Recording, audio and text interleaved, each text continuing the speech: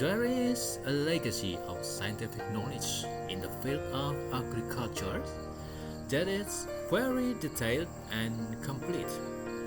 It from the legacy of the glory of the Islamic Caliphate centuries before the Western agricultural world introduced chemical agriculture, fertilizer, and medicines. This scientific legacy was written in a book called AL-FILAHA book. What is that?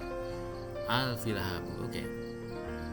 This book about agriculture and animal husbandry, which is an accumulation and refinement of similar books written by a number of scientists and other scholars throughout the previous 2 centuries.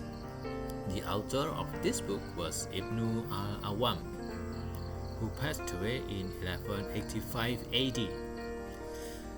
Alright, the original version of this book was in Arabic.